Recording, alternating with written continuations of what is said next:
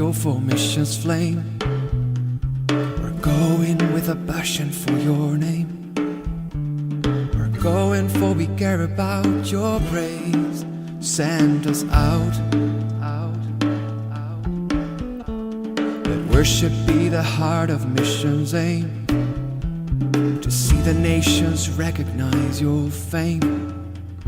Till every tribe and tongue voices your praise. Send us out. You should be the praise of every tongue. You should be the joy of every heart. But until the fullness of your kingdom comes, until that final revelation dawns, send us out.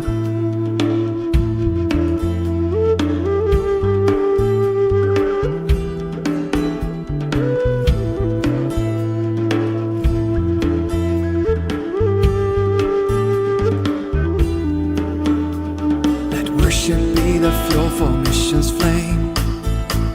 We're going with a passion for your name. We're going for we care about your praise. Send us out. Let worship be the heart of mission's aim. To see the nations recognize your fame. Till every tribe and tongue voices your praise. Send us out. You should be the praise of every tongue. You should be the joy of every heart. But until the fullness of your kingdom comes, until the final revelation dawns,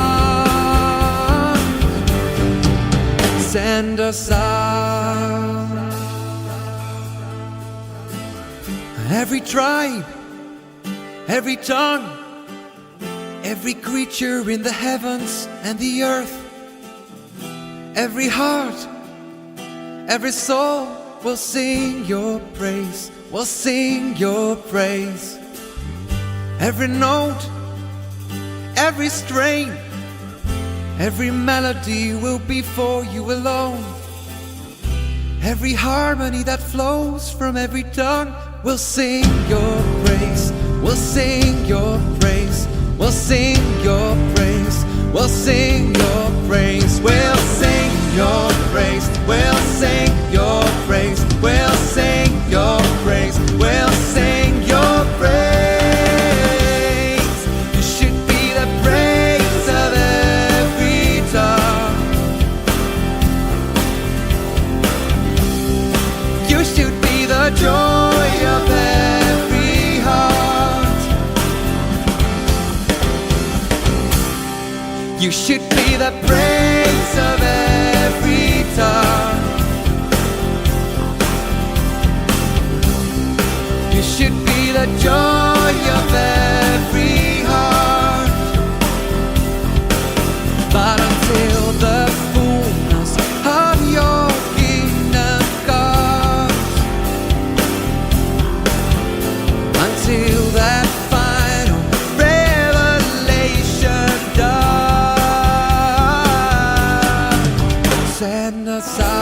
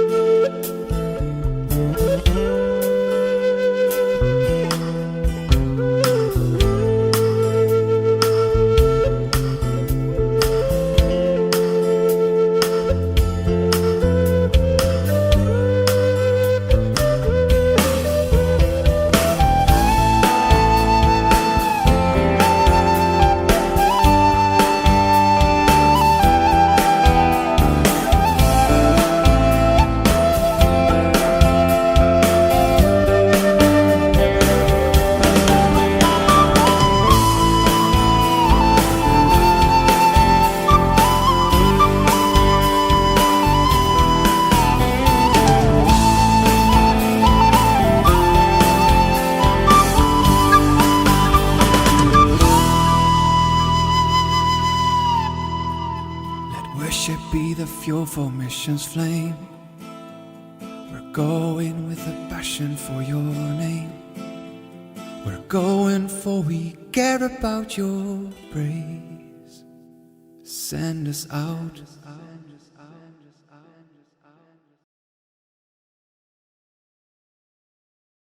Selamat malam teman-teman, sahabat, saudara-saudara yang sudah bergabung, baik yang sudah bergabung maupun yang dalam perjalanan bergabung. Ada beberapa yang sedang baru selesai dinner begitu ya. Oke, dan kita bersyukur kalau pada malam hari ini di minggu kedua dalam bulan misi, kita bisa bersama-sama untuk sharing kembali tentang pelayanan misi. Dan pada malam hari ini kami mengucapkan banyak terima kasih kepada Guru Injil Abun Rahim yang sudah boleh hadir bersama-sama dengan kita semua untuk men-sharingkan tentang pelayanan Chantau di Tanjung Balai Karimun, Teluk Sitimbul, Pulau Buru, dan bagaimana karya Tuhan di dalam pelayanan selama Tuhan berkarya ya melalui pekerjaannya gereja dan pelayanan-pelayanan di sana. Oke, sebelum itu juga diberitahukan kalau siaran ini, semua siaran kita akan kita upload di YouTube. Jadi setiap kali kalau Anda bisa, teman-teman, Bapak Ibu akan melihat atau mereview kembali, boleh dilihat di YouTube channel kami, Growth with Christ Ministry. Oke, sebelum kita mulai, saya minta kesediaan untuk Chantau Stefani untuk boleh memimpin kita dalam doa. Setelah itu akan kami serahkan kepada Chantau Abun Rahim. Kami persilakan kepada Chantau Stefani. Silakan. Kita bersatu di dalam doa. Tuhan, kami mengucap syukur karena kasih dan anugerah-Mu. Kami masih diberikan kesempatan agar kami boleh untuk berkumpul kembali, bersekutu kembali. Tuhan, kiranya Engkau memberkati persekutuan kami ini dan menolong kami di dalam kegiatan ini agar kami boleh memiliki dan boleh lebih memahami kehendak Tuhan di dalam hidup kami. Kami serahkan juga Tuhan Chantau Abun Rahim di dalam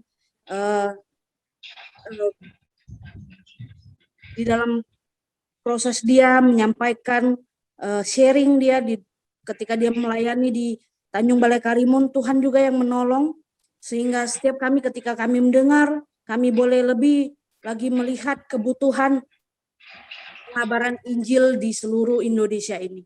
Terima kasih ya Tuhan, kami menyerahkan persekutuan kami hari ini ke dalam tangan-Mu. Dalam nama Tuhan Yesus kami berdoa. Amin. Amin. Thank you. Tidak panjang-panjang waktunya, saya persilakan kepada Guru Injil Abun Rahim dari Tanjung Balai Karimun. Juga kami mengucapkan selamat datang sekali lagi kepada Ibu Penginjil Laudiase yang minggu lalu juga sudah bergabung dari Palu, Sulawesi ya. Selamat datang kepada Ibu Laudia. Baik, waktu dan tempat kami persilakan kepada Guru Injil Abun Rahim dari Tanjung Balai Karimun. Silakan, Chantau. Baik, terima kasih kepada Chantau Haryono ya teman-teman sekalian yang kebanyakan mungkin saya tidak kenal ya di dalam tadi ya. Chantau Stefani saya kenal, banyak saya tidak kenal ataupun yang tidak mengenal saya karena saya juga tidak bisa melihat wajah kita di sini ya. Saya anggap saja saya sedang berbicara dengan Chantau Haryono sekarang ya. Baik, hari ini saya akan diberi kesempatan sharing kepada kebanyakan pemuda ya. Setahu saya di sini wadahnya pemuda ya, Chantau Haryono ya. Sangat betul, wadah pemuda.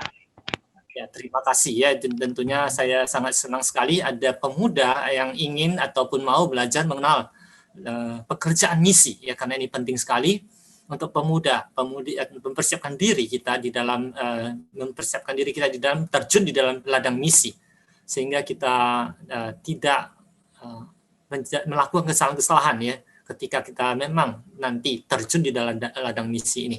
Nah, hari ini saya akan sharing tentunya pelayanan kami keluarga ataupun saya dengan istri saya di sini. Kebanyakan tentunya ada pengalaman kami ya.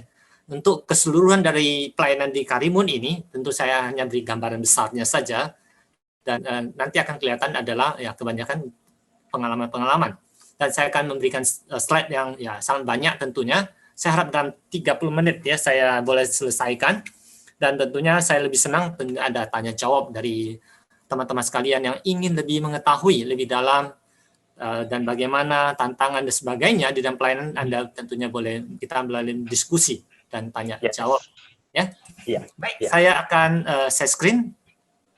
Bisa nggak saya dikasih? Bisa. Saya sudah jadi co-host, mantap. Sudah. Oke. Baik.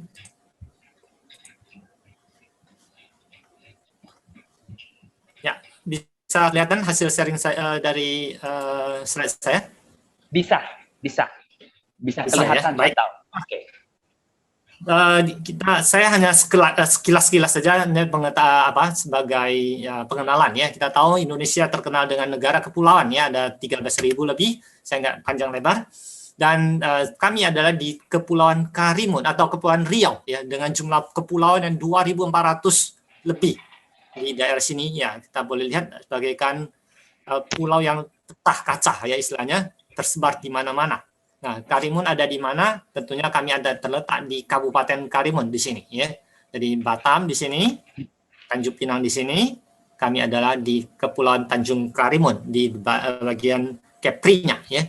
Nah, Kabupaten Karimun sendiri ada 198 pulau ya, dan 76 pulau yang berpenduduk dengan jumlah total ya dari pulau ya, dari antara pulau ini ya Karimun ini ada sekitar 246. Ini data yang sudah tentunya 2000 tahun ya, tahun 2000 ya sepertinya, tentunya ada perkembangan ya. Dan Karimun sendiri ada terletak di sini. Ya, boleh katakan Karimun atau Pulau Karimun sendiri adalah menjadi kabupaten ataupun kota kabupaten ya, di antara pulau-pulau yang tadi 198 ini dan 76 yang berpenduduk ini ya. Dan dari peta ini kita melihat kita dekat Malaysia, Kukup ataupun Singapura ya, jadi ada transport dan kapal ke sana ya. Jadi ini kondisi peta dari Kepulauan Karimun di tempat ini, agar kita boleh memahami nanti kondisi di sini ya. Nah, ini adalah Pulau Karimun besar ataupun yang tadi saya katakan pusat dari semua kepulauan ini. Dari pulau ini sendiri saja ya berpenduduk ada 120.000 lebih ya di daerah sini ya. Dengan luas ya sekitar 920.000 kilometer ya. Nah, ini pekerjaan dan penghasilan dari daerah atau Kepulauan Karimun kebanyakan adalah nelayan tentunya ya, karena kita lihat peta strategi kita adalah kepulauan ya, banyak laut ya. Di sini adalah pusat kotanya ya, dengan penduduk yang padatnya hanya di daerah di sini ya, ada daerah pelabuhan. Kalau di sini daerah pelabuhan. Nah, ini daerah pelabuhan atau kalau kita singgah ini pusatnya di sini atau pusat kota di daerah sini. Gereja ada di mana? Gereja Metodis ada sekitar di sini ya. Nah, di tengah pulau ini. Dan penghasilan dan selain dari nelayan ya, tentu ada galangan kapal ataupun pabrik kapal dari luar negeri tentunya. Nah, sedangkan penghasilan secara tanah itu boksit ataupun galian timah, dan selain itu agak jarang ya. Jadi kalau kita lihat ada di sini ada danau-danau, sesungguhnya itu bukan danau alami. Ini adalah danau galian bekas tambang boksit ataupun timah ya. Inilah kota Tanjung Balai Karimun ataupun pelabuhan ya. Kalau kita naik kapal kita bisa lihat kondisi ini. Ini di sini ada pelabuhan internasional, ini pelabuhan domestik ya. Jangan terkejut kalau pelabuhannya dekat sekali ya. Memang bisa jalan kaki kita nyebrang nih ya. Jadi ini sudah namanya internasional dan ini adalah domestik ya. Ini transportasi secara umum ya. Jadi kalau yang di Medan kita namakan sudako ya, ataupun di sini nama angkot. Kalau ini mobil kayu ya, boleh katakan hampir tidak kelihatan di tempat lain ya, karena ini mobil yang cukup unik ya. Dulunya menjadi transport umum, sekarang sudah menjadi bus sekolah ataupun bus wisata ya, karena ini badannya terbuat dari kayu-kayu kapal yang kuat. Tetapi masih aktif hari ini kapal mobil bus-bus demikian masih jalan ya.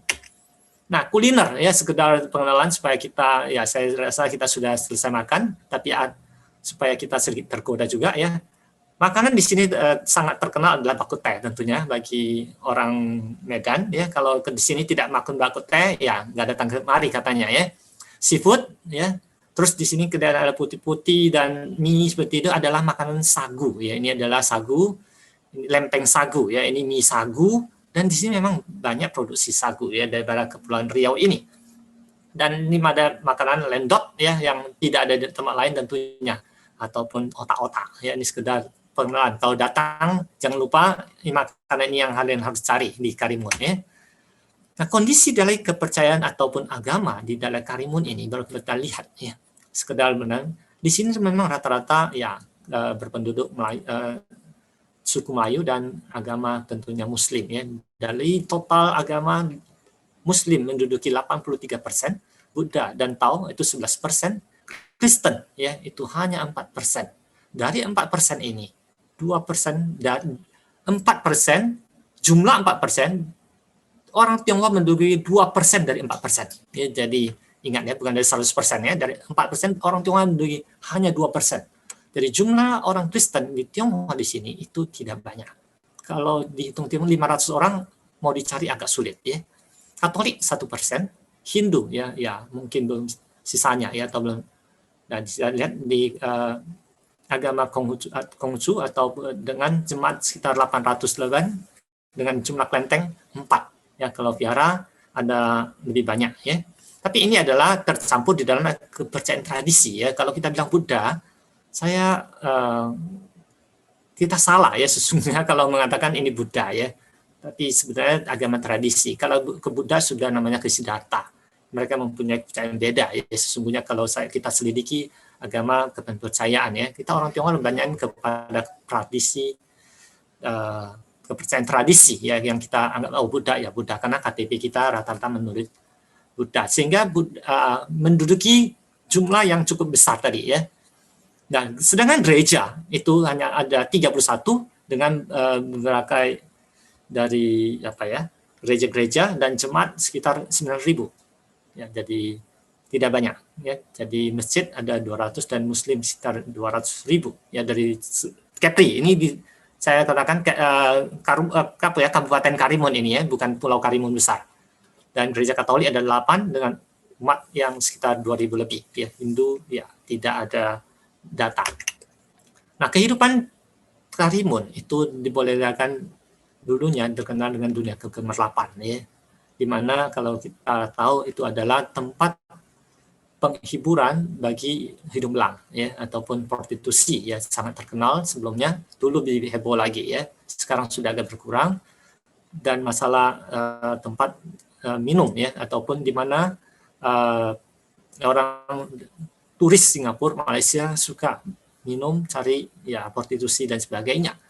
Dan tentunya ya narkoba ataupun obat-obatan ya sangat merajalela di tempat ini. Tapi semenjak Jokowi ya banyak perubahan tentunya ya.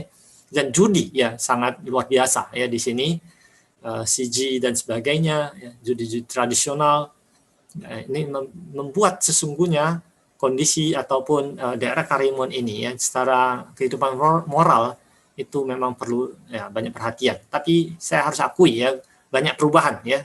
Akhirnya ini banyak perubahan, tapi sebelumnya dulunya itu sangat dikatakan ya cukup gelap ya di daerah di sini.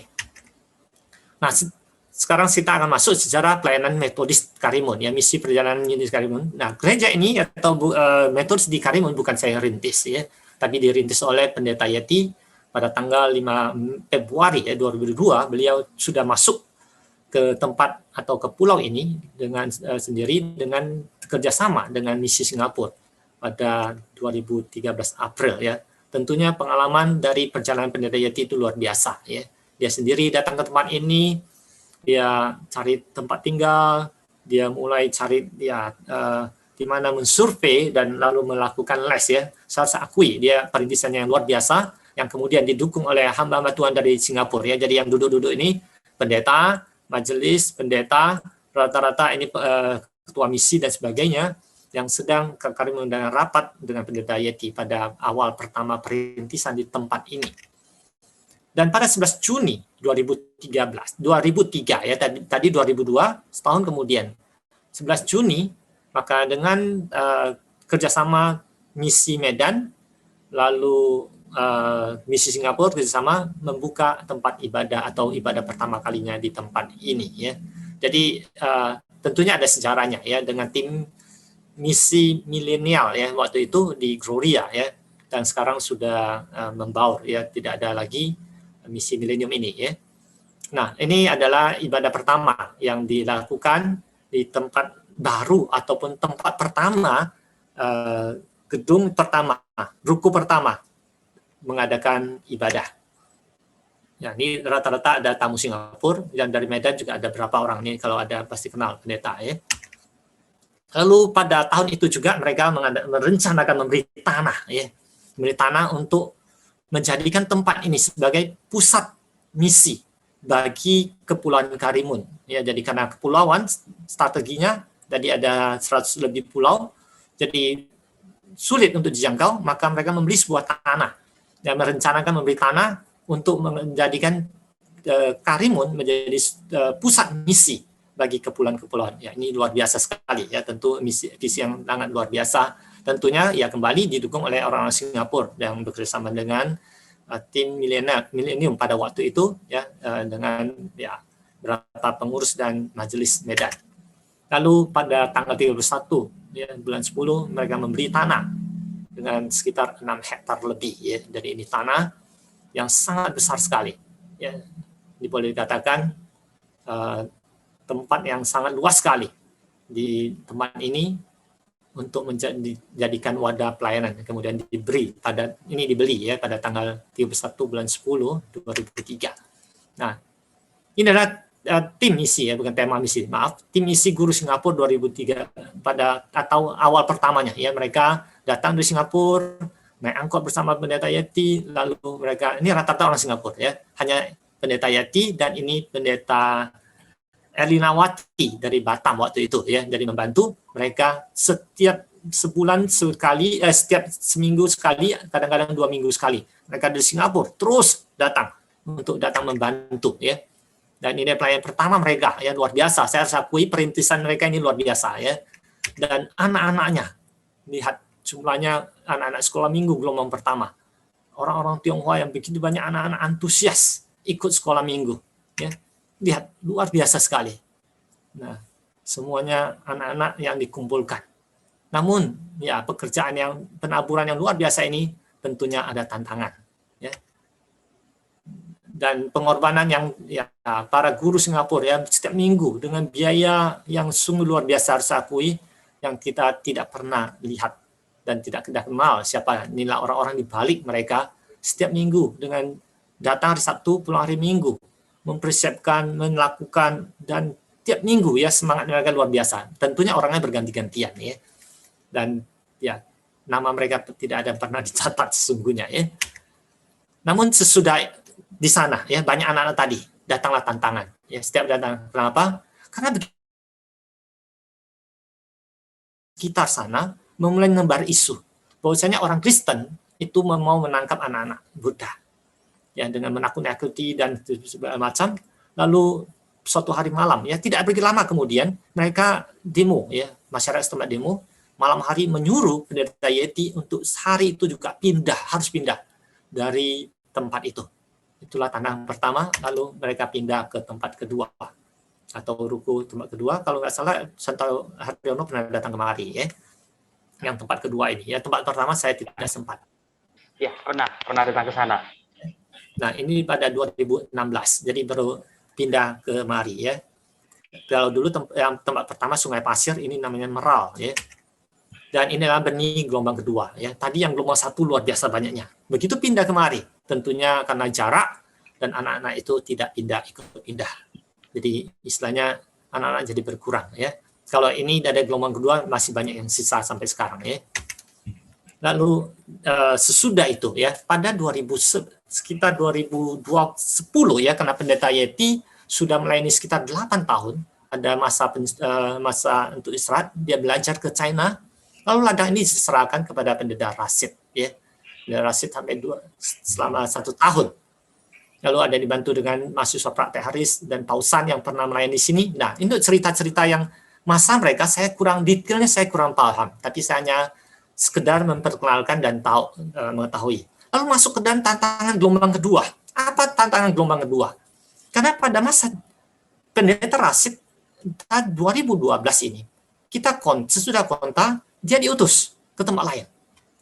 Jadi sesudah itu Juni sampai Oktober atau Juli sampai Oktober 2013 terjadi kekosongan di ladang ini karena tidak ada hamba Tuhan yang bisa diutus kemari. Jadi apa yang terjadi? Jadi ya saya mengutamakan bagaikan domba yang tanpa gembala. Kenapa terjadi begini? Karena nggak ada hamba Tuhan yang diutus di sana sambil mencari orang. Lalu tim Singapura datang sendiri. Ya mereka tetap datang, setiap minggu datang. Tapi hanya untuk ya memberi pelayanan yang bisa mereka lakukan. Ya, dari sini hamba Tuhan tidak ada. Nah, pada waktu itu saya sedang kuliah di Malaysia. Lalu saya diberitahu untuk membantu kemari. Ya. Dan apa yang saya bisa lakukan, karena saya dari Malaysia datang kemari perjalanan yang cukup jauh sesungguhnya. Ya, hampir memakan waktu sekitar 6-8 jam. Untuk Sabtu datang ke tempat ini, minggunya saya harus balik ke kampus lagi.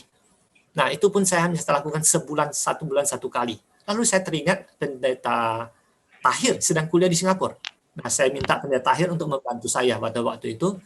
Maka dia yang akhirnya setiap minggu bisa datang khotbah dan menangani. Namun tidak ada yang tinggal, ya. Jadi kita hanya melayani, Sabtu datang, Minggu pulang. Dan saya harus akui pada waktu itu, ya terjadilah jemaat yang akhirnya ya tersebar kemana-mana ke gereja lain karena bagaikan domba tanpa gembala, ya. Ini tantangan kedua. Nah, ini masuk ke dalam pengalaman saya pribadi akhirnya sekarang, ya. Nah, pada tahun 2010, ya, sebelumnya saya sudah pernah masuk pertama kali pos ini dibuka, saya ikut tim misi, ya, datang bersama tempat pertama tadi, ya, dengan tim Drama Itus. Itu di dalam mission trip pertama dari Medan. Lalu pada tahun 2010, waktu itu saya masih kuliah, saya membawa teman saya dan Santo Tommy, ya, kalau kita kenal, yang pernah juga sharing di sini, bersama untuk datang mission trip. Di dalam mission trip waktu pulang, ya, waktu mau pulang, itu terjadi suatu hal, kecelakaan, di mana sebuah kapal itu tenggelam. Dan sehingga kami yang karena cuaca tidak bagus, akhirnya kami terdampar, ya. Saya dengan Contoh Tommy tidak bisa pulang, harus tunda, ya, karena terdampar, ada yang berapa meninggal, ya, pada waktu itu kapal tenggelam. Dan saya waktu itu dengan Contoh Tommy pinjam motor dari Pendeta Yeti, ya, untuk keliling, ya, istilahnya keliling jalan-jalan di sana. Lalu saya berkata kepada Contoh Tommy, ya, secara guyon sebenarnya itu, ya, saya di tempat ini, saya katakan, ya, sebenarnya saya terbeban di pulau ini.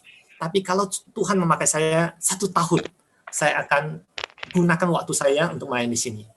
Ya, saya tidak tahu itu pembicaraan dengan Contoh Tommy, ternyata ada Tuhan di sana, dan benar, akhirnya sudah 2012 itu saya diutus kemari dengan menggantikan Pendeta Yati katanya, ya. Ini karena sementara gantikan Pendeta Yati yang sedang studi di China, saya menggantikan 1 tahun, ya. Itulah yang terjadi panggilan pertamanya, ya. Saya dengan sesuai dengan apa beban saya sementara, ya.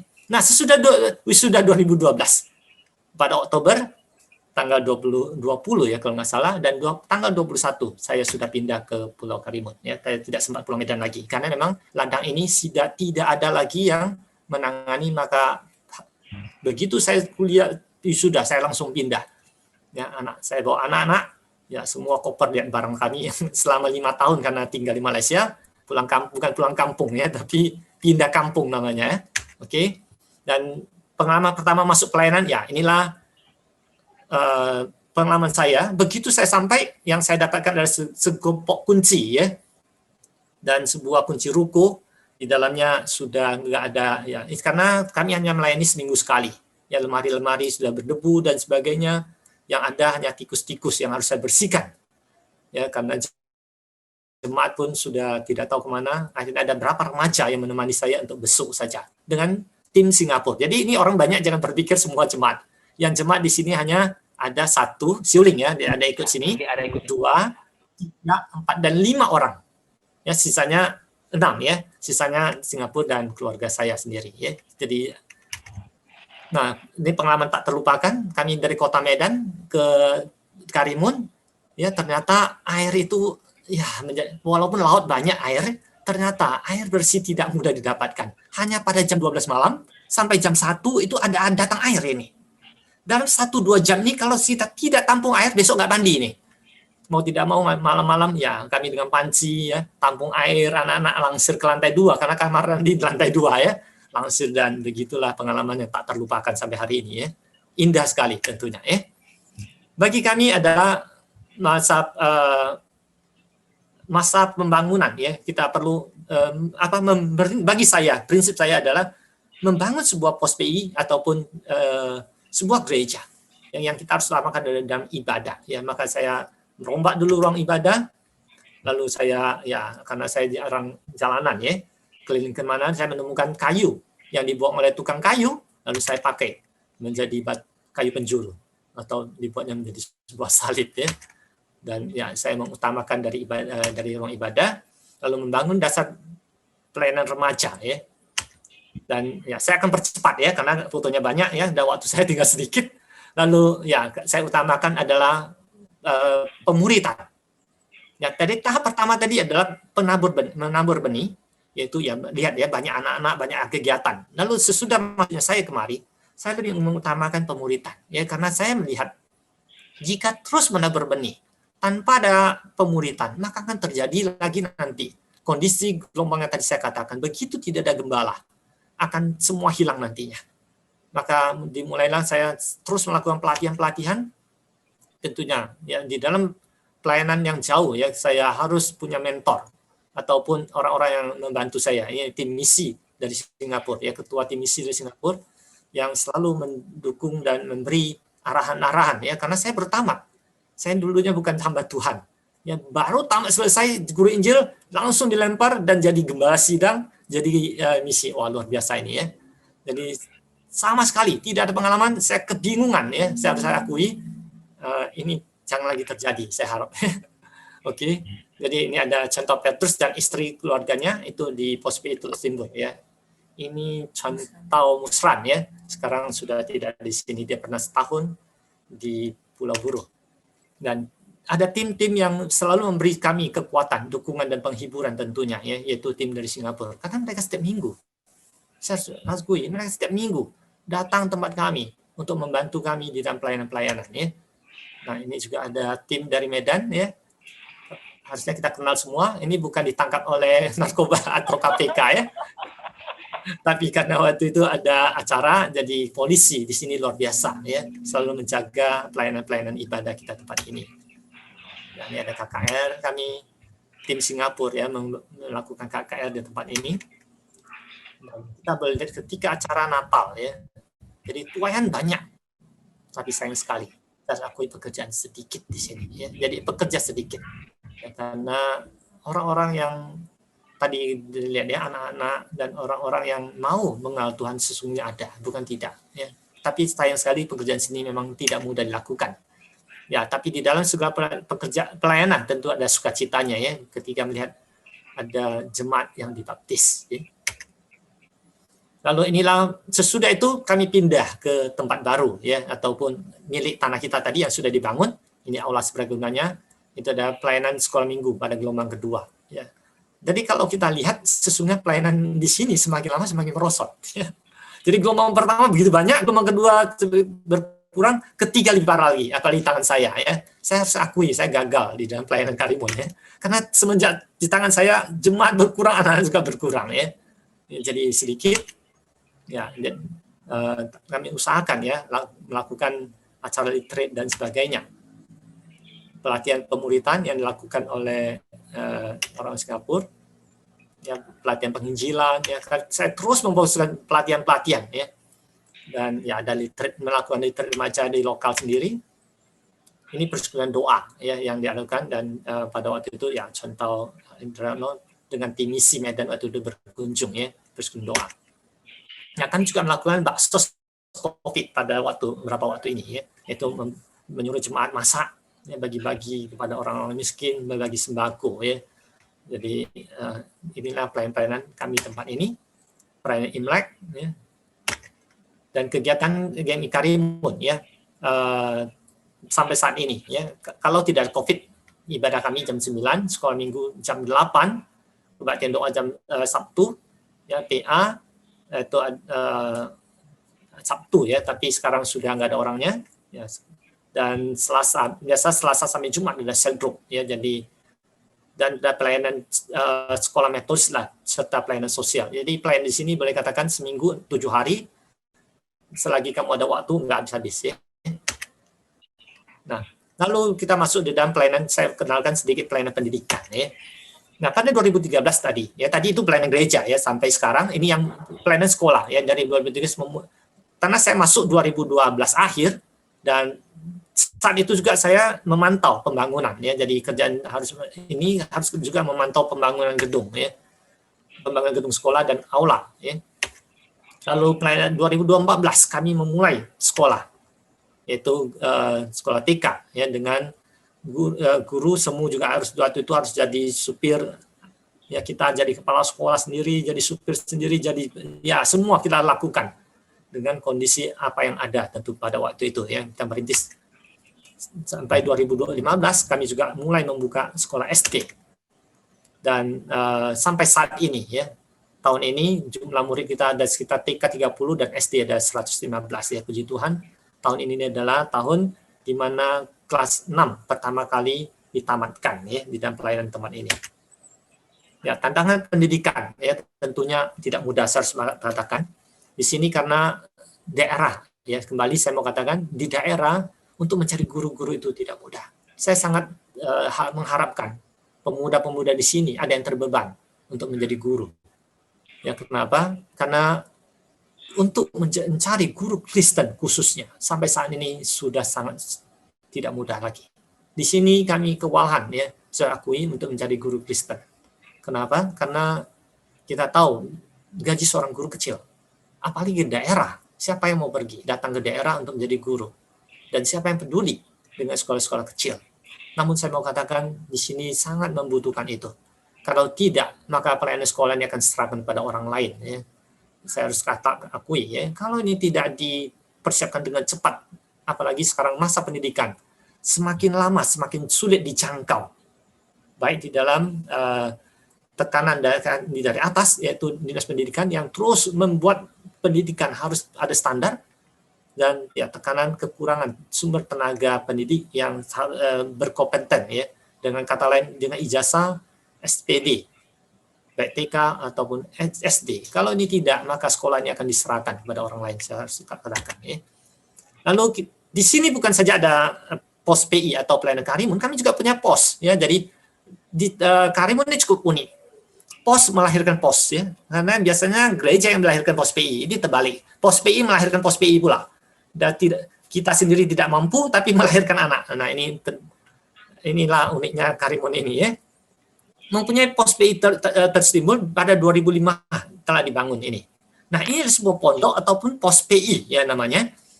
Tempat ini adalah dulunya bekas perjudian. Jangan lihat ini bukan kandang babi, ya. Ini adalah kasino terbuka bagi orang-orang Singapura. Jadi dulunya tempat perjudian balap kuda.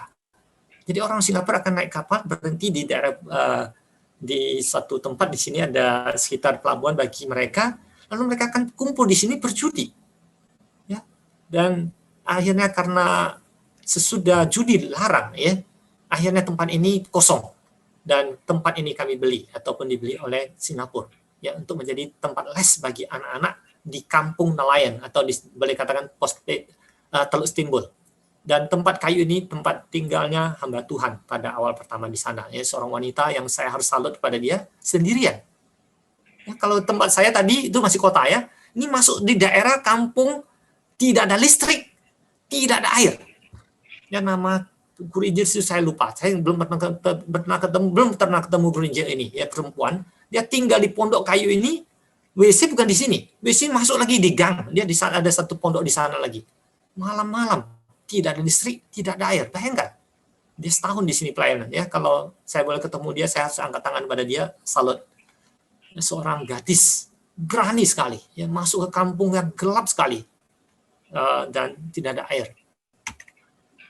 Ya, namun sekarang sudah beda, ya. Pos B ini ya sudah ada gedung gerejanya yang di dekat daerah sana.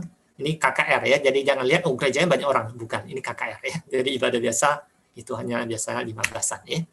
Dan ada pos B yang lain di pulau lain, ya, yaitu Pulau Buru. Jadi kalau ke Pulau Buru harus naik kapal lagi. Kalau naik kapal ini sekitar 1 jam perjalanan. Tapi sekarang ada kapal baru, ya, ada Speed namanya, ya, setengah jam sudah cukup, ya.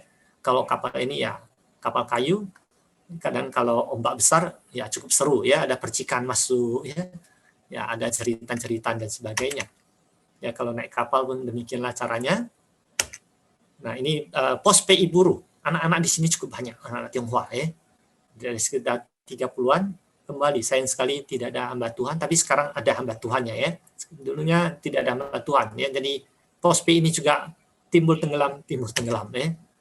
Nah sampai ini puji Tuhan kami dari pos PI, ya, sudah menyekolahkan, ya, 3 orang pemuda ke sekolah teologi, ya. Yang 2 ini dari Teluk Timbul tadi, yang tadi Teluk Timbul adalah pos PI Teluk Timbul, itu ada 2 pemuda, ada Atika dan Olen, mereka kami sekolahkan, ya, dengan biaya dari jemaat sendiri ke STT Bandung. Dan ini Agustina, ya, contoh Stefani pasti kenal, ya, karena pernah sampai sekarang mungkin masih bersama dia. Itu di satu alumni dulu, ya, satu kampus. Iya, satu kampus, ya. Tahun dan bulan 12 ini dia selesai kuliah dan akan ya bantu ke tempat ini. Dan 3 ini ya kami berusaha mandiri untuk menyekolahkan mereka, ya, tanpa bantuan dari Medan. Tentunya kami mengizinkan orang memberi persembahan, ya, untuk menyapot mereka. Tapi kami sengaja agar jemaat mandiri, ya, itu tujuan saya, ya. Untuk mengajar jemaat untuk mandiri, jemaat harus berikut di dalam pelayanan gereja sendiri. Kalau tidak, dia akan terjadi lagi nanti, karena tidak punya tanggung jawab. Begitu tidak ada hamba Tuhan, lari semua jemaatnya, ya. Nah inilah doa kami, sebetulnya kami ingin membangun gedung gereja, ya. Tapi izin ini sudah kami lakukan atau proses selama hampir 7 tahun. Ya saya melakukannya, tapi Tuhan tidak menjawab. Tapi saya bersyukur Tuhan tidak menjawab, ya. Kenapa? Kalau ada gedung gereja, ya mungkin akan lebih sulit lagi pelayanan di tempat ini, ya, karena tidak ada yang melayani. Saya akui orang-orang yang melayani cukup sedikit di tempat ini atau terbeban, sehingga pelayanan di tempat ini ya harus kami lakukan sendiri. Baik kunci pintu, tutup pintu, kadang-kadang ya melakukan itu harus dilakukan sendiri karena tidak ada majelis tentunya, ya. Inilah yang gedung, gambarnya sudah ada, dana sudah ada, tapi ya izin yang belum ada. Nah, bagaimana? Mungkin kita ingin terlibat di dalam pelayanan Karimun, ya. Kita boleh mendukung di dalam tim doa, ya. Tapi ketika kita ingin misi, ikut terjun dalam misi, ya, harus kita ingat kita harus bermisi dalam konsep Matius 10 ayat 5 sampai 8. Nanti kita akan tampilkan matchnya, ya. Yaitu mendukung dengan apa yang sudah peroleh dengan cuma-cuma, ya. Injil yang kita peroleh dari misi sebelumnya, ya. Kita harus berikan itu dengan beban itu, maka kita bermampu, ya. Talenta yang diberikan oleh Tuhan kita bisa berikan. Harta yang kita peroleh itu semua cuma-cuma. Teman perjalanan, ya, teman-teman kita boleh mendukung dengan teman perjalanan misi, ya. Ya, kadang-kadang kami merindukan sesungguhnya orang-orang yang telepon, merindukan orang-orang yang bertanya, ya, seperti hari ini ya Santo Haryono masih mau menyuruh kami sharing. Ini salah satu dukungan saya mau katakan kepada kami, ada yang mau mendengar setidaknya, yaitu menjadi teman seperjalanan namanya, ya. Atau membangun ya tempat misi, ya, kita harus berkonsep itu membangun talenta. Karena mungkin di kota gereja besar kita mau lakukan pelayanan sulit. Ada standarnya mungkin, ya.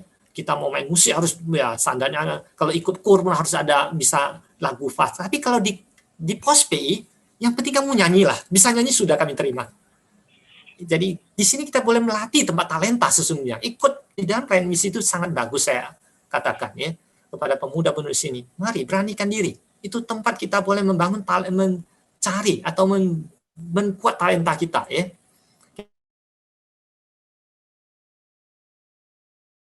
Kita juga boleh memberi masukan di sini. Di dalam kita bawa misi, karena ini sering terjadi permasalahan, saya mau katakan, bukan saja tim kita ya, tapi tim sekarang sendiri juga merasa sering terjadi kritikan-kritikan karena ketidakpengertian antara misi dan gereja. Ya, saya mau katakan antara gereja dan tim misi itu selalu bertentangan di dalam perjalanan pelayanan. Kenapa? Karena misi ini habis uang terus. Ya kan? Dapat dilihat, tapi uang terus mengalir keluar di sana. Ini selalu terjadi di mana-mana. Untuk itu kita harus perlu bangun konsep yang kuat kalau mau bermisi suatu gereja ya, harus melihat. Kita lihat Yesus bagaimana. Kedua murid diutus Yesus berpesan ya, jangan kamu menyimpang ke jalan bangsa lain atau masuk ke dalam domba orang Samaria, melainkan pergilah domba-domba yang hilang dari umat Israel, dan pergilah beritakanlah kerajaan Allah sudah dekat, sembuhkanlah orang sakit, bangkitkanlah orang mati, tahir orang kusta, usirlah setan-setan. Nah, ini kata yang paling penting. Kamu telah memperolehnya dengan cuma-cuma, karena itu berikanlah pula dengan cuma-cuma. Kalau dalam konsep misi kita tidak mampu memegang perkataan ini dengan baik, maka terjadi selalu salah komunikasi antara gereja dan misi. Ya, karena kita menganggap kita berusaha kumpul persembahan dan kita berikan kepada ladang misi. Di ladang misi kita nggak ada balasannya. Ya, apalagi ya kita mau minta angka ini ya. Minta angka dalam arti sudah support berapa orang yang kamu injili, berapa orang sudah dibaptis. Nah, kalau kita ditekan demikian, orang-orang ladang misi, saya mau katakan nanti ya bisa mati semua. Ya, kalau kita tidak memakai konsep demikian. Dan yang Markus ya, khususnya yang tim Amerika, dan berpesan kepada mereka supaya jangan membawa apa-apa di dalam perjalanan mereka, kecuali tongkat, roti apapun, bekal, jangan, uang dan ikat dan gampang. Saya tidak mengatakan kalau kalian datang misi ke Karimun tidak bawa apa-apa. Karena kalau nggak dibawa apa-apa, saya juga nggak ada kisah makan apa-apa. Maksud saya di sini adalah bahwasanya ketika kita bermisi, kita harus punya iman. Karena yang sering terjadi adalah kita takut sekali untuk mengikuti ataupun menjadi misionaris atau ladang misi.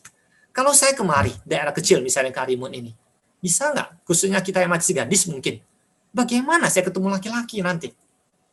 Yang cowok, bagaimana? Dan masa depan anak saya bagaimana? Kalau berpikir demikian, saya mau katakan, jangankan kalian, saya juga tidak akan masuk. Karena kondisi, ya kalau kita tidak beriman ya dengan pesan Kristus tadi, maka misi sulit dijalankan. Jadi di dua poin ini kita harus ingat baik-baik. Mau jadi misionaris atau mau ikut misi, kita harus mempunyai hati kita datang dari Tuhan itu cuma-cuma. Kita harus memberi cuma-cuma. Kedua, kita harus dengan iman melakukannya. Tanpa iman, misi tidak akan jalan. Ya, kalau terlalu banyak pikir nggak jalan ini. Mari juga doakan, dukung kami ya di dalam kalau Tuhan izinkan ya agar ada seorang gembala yang baik yang boleh sungguh-sungguh memanajemen pelayanan tempat ini. Ya, saya harus akui saya bukan seorang pelayan yang baik karena saya tidak ada mentor secara dididik secara langsung ya. Saya ini begitu tamat langsung ditaruh di sini ya merintis sendiri, belajar sendiri, jadilah apa. Ya, sehingga saya mau katakan Pospe ini saya buat kacau balau ya. Orang semakin sedikit pada lari, anak-anak juga sehingga sedikit ya. Dan ya misi saya adalah gereja yang memuridkan. Ya, gereja yang sungguh-sungguh melahirkan tiang-tiang gereja yang suatu hari tanpa misionaris tersebut. Harapan saya gereja ini tetap bisa berjalan. Ya. Dan doakan juga Pospe terus dan buruh ya, tantangan di sana tidak mudah. Saya harus akui hamba-hamba Tuhan yang diburu ya sudah datang Karimun harus naik kapal lagi ke sana. Ya, di sini masih mendingan ya ada minimarket, di sana tidak ada. Di sini masih mendingan ada mobil, di sana tidak ada mobil. Yang ada hanya sepeda dan motor. Ya, jalan pun kecil. Ya, jangan takut ya. Dan nggak jadi deh. Ada tadi sudah berhati-hati ya ingin misionaris, dengar tapi ini nggak jadi. Di Tol Timbul juga sama ya. Dulunya tidak listrik, sekarang sudah listrik dan air ya. Dan doakan juga murid-murid teologi yang kita utus 3 orang. Saya berharap mereka lah yang menjadi penerus atau tongkat estafet kami sesudah ya tempat ini kami tinggalkan nanti suatu hari. Ya, doakan juga pelayanan sekolah dan tantangan pelayanan sekolah yaitu ya harapan saya di sini merangkap ya. Jadi pimpinan perguruan, jadi kepala sekolah SD, semua saya kepala sekolah TK ya dan ya juga harus jadi gembala sidang, juga harus jadi pengawas dari dua pos PI. Saya harus katakan sehingga tidak fokus. Ya, tidak bagus pelayanan demikian. Ya. Saya seminggu tidak tahu apa yang harus saya lakukan. Ya, harus mikirkan keuangan, memikirkan nasib guru, memikirkan pola pendidikan, memikirkan jemaat. Ya, memang saya akhirnya sering dikritik, ya maklum ya, karena kelemahan-kelemahan saya inilah minta kalau ada orang yang terbeban ya cepatlah datang untuk bersatu dengan kami. Ya, kunci dalam pelayanan misi ya adalah tim sesungguhnya. Tim yang paling solid ya keluarga. Ya tanpa orang-orang ini saya tidak akan berjalan ya. Tentunya semua saya dan anak-anak saya yang selalu mendukung ya. Kalau mereka tidak mendukung, jangan harap saya bertahan sampai hari ini ya. Saya sebenarnya terbeban setahun saja. Lalu dikasih pimpinan sementara dulu di sini ya. Sementara sudah 8 tahun lebih. Saya mau katakan, saya nggak tahu sementara ini sampai kapan lagi. Saya masih menunggu ya. Saya harap sementara ini ya memang waktu Tuhan wajib sekali kadang-kadang ya. Sementara. Ya, pelayanan di dalam sebuah misi ya, kita harus selalu bergandeng tangan dan kebersamaan ya. Oke, karena waktu saya sudah lewat, mohon maaf ya, saya diberi hanya 35 menit, sekarang sudah lewat. Baik, saya kembali serahkan kepada Santo Haryono. Kalau yang kurang, thank you, Suan Suhantau yang sudah luar biasa ya.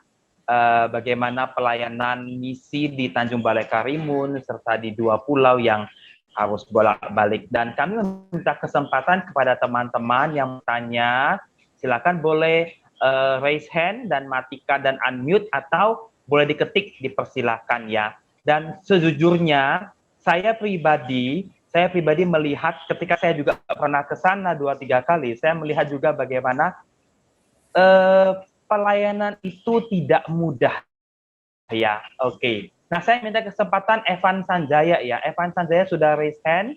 Dia akan bertanya. Evan Sanjaya dari Jakarta ya. Evan Sanjaya akan bertanya. Silakan boleh apa yang mau ditanyakan. Silakan nanti akan dijawab. Atau kalau mau tanya semu saya juga boleh. Semu saya di samping. Oh, semuanya ada di sana ya. Ya, ada di samping. Mana tahu ada pertanyaan yang mau tanya semu, silakan. Oke, wah semuanya ada di sana. Nah, oke. Nah, jadi ya luar biasa begitu. Evan, boleh unmute? Tanya anak saya juga ada di Zoom. Oh, anak-anaknya. Oke, silahkan Evan Sanjaya boleh. Silahkan bertanya. Malam Santau. Saya mau nanya. Halo. Saya mau nanya. Ada nggak sih tantangan dalam penginjilan kepada keluarga mereka?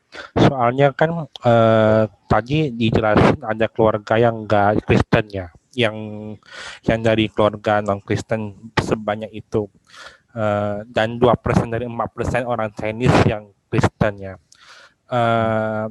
Ada nggak gimana sih cara penginjilan tim misi ini kepada keluarga mereka? Yang kedua, ada nggak dari orang rumahnya itu yang menentang anaknya untuk ikut sekolah minggu atau ibadah minggu? Thank you. Baik. Oke, 2 pertanyaan. Boleh langsung dijawab oleh Suan Suhantau, kami persilahkan. Baik. Pertanyaan pertama tadi adalah bagaimana ya menginjili mereka karena mereka sama sekali ya boleh katakan belum mendengar Injil ya. Itu yang pertama kami lakukan adalah membuka les. Ya, jadi kan ada tim Singapura, akhirnya kami membuka les bahasa Mandarin atau les belajar. Ya, di sini kebudayaan ada sebelumnya rata-rata nelayan tadi sudah saya katakan, anak-anak itu jarang sekolah. Mereka tidak menganggap kebudayaan di sini dengan menganggap sekolah itu penting, karena nelayan itu toh tidak pernah sekolah mereka, ya kan? Yang penting lempar jala, tarik, dapat hasil, selesai, jual. Untuk apa sekolah? Sekolah tidak pernah mengajar teknik lempar jala. Ya, jadi pendidikan tidak penting bagi mereka. Namun kita masuk di dalam kebudayaan mereka, lalu mengajar les pada mereka. Dan mereka senang, gratis kok. Ya, jadi mereka mengantar, membiarkan, dan di sanalah pendekatannya. Ya, yaitu melalui les, lalu ya dengan melakukan memberi hadiah, kadang-kadang buat acara, lalu mendekati orang tua mereka, ya. Pelan-pelan mereka, anak-anak jadi berubah. Ya, karena anak-anak tidak sekolah, ya akhirnya banyak mereka yang melakukan, ya tadi saya lupa mengatakan di sini sering terjadi adalah seks di luar nikah. Seks di luar nikah adalah umum di sini. Ya, jadi kalau menikah tanpa hamil dulu itu aneh. Ya, di sini saya mau katakan rata-rata hamil dulu baru nikah. Jadi karena ya kita maklum ya di dalam hal dunia pengetahuan yang kurang mendalam ataupun tidak mengetahui karena tidak ada sekolah, karena banyak waktu ya, jadi pergaulan sangat bebas sekali.